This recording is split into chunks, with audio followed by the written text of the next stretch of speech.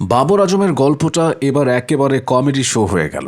ভাবুন তো, অস্ট্রেলিয়ার বিগ ব্যাশ লিগে সিডনি সিক্সার্সের হয়ে খেলতে গিয়েছিলেন তিনি। মনে করেছিলেন ব্যাট হাতে ঝড় তুলবেন, দর্শকরা দাঁড়িয়ে হাততালি দেবেন আর প্রতিপক্ষরা বলবে, আরে ভাই এ তো বাবর। কিন্তু বাস্তবে যা হলো তা একেবারে উল্টো। বাবরের ব্যাটিং দেখে মনে হচ্ছিল তিনি যেন নেট প্র্যাকটিসে দাঁড়িয়ে আছেন আর বলগুলোকে শুধু ঠুকঠুক করে যাচ্ছেন। দর্শকরা বিরক্ত হয়ে বলছিলেন, এটা ক্রিকেট না, কাঠের পুতুলের নাটক চলছে। 11 ইনিংসে বাবরের রান মাত্র 202, গড় 22.44 আর স্ট্রাইক রেট 103.06, যা দেখে মনে হয় তিনি হয়তো ভেবেছেন টি-20 ক্রিকেট মানে ধীর গতির নাটক।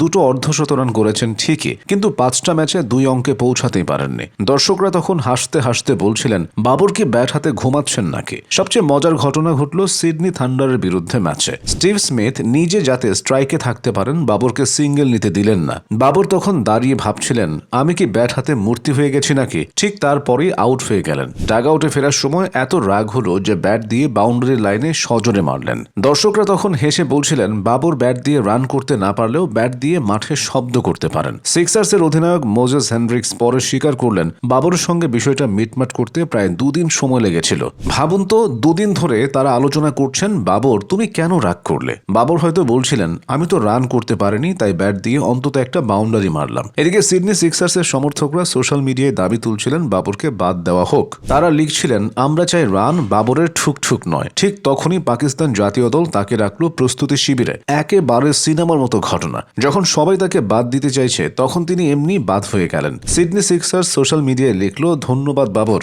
আন্তর্জাতিক ম্যাচের প্রস্তুতির জন্য পাকিস্তানের জাতীয় ক্যাম্পে যোগ দিতে বাবর আজমকে ডেকে পাঠানো হয়েছে। ফলে বিবিএল এর বাকি ম্যাচগুলোতে তাকে আর পাওয়া যাবে না। দর্শকরা তখন হাসতে হাসতে বলছিলেন, আরে ভাই বাদ দেওয়ার আগে নিজেই চলে গেলেন, একেবারে মিশন ইম্পসিবল স্টাইল।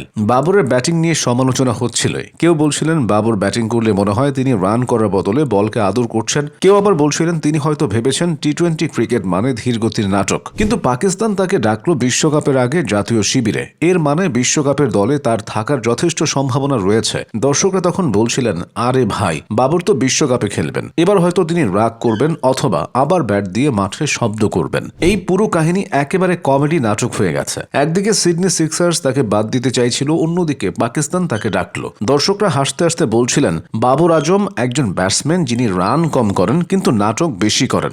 বিশ্বকাপে যদি বাবর আবার ঠুকঠুক করে খেলেন তখন দর্শকরা বলবেন, এটা ক্রিকেট না, এটা বাবরের স্লো মোশন শো। আর যদি হঠাৎ করে রান করতে শুরু করেন তখন সবাই অবাক হয়ে বলবে, আরে ভাই বাবর তো আসলেই ব্যাটসম্যান। এই পুরো ঘটনাটা দেখে মনে হয় বাবর আজম ক্রিকেট মাঠে যতটা না রান করেছেন তার চেয়ে বেশি করেছেন নাটক। আর দর্শকরা সেই নাটক দেখে একেবারে বিনোদন পাচ্ছেন। বাবর হয়তো ভাবছেন, আমি রান না করলেও সবাই আমাকে নিয়ে কথা বলছে, এটাই তো আসল সাফল্য। এভাবেই বাবরের বিবিএল যাত্রা শেষ হলো। এখন দেখা যাক বিশ্বকাপে তিনি কি করেন। দর্শকরা অপেক্ষা করছেন, বাবর কি রান করবেন নাকি আবার ব্যাট দিয়ে মাঠে শব্দ করবেন।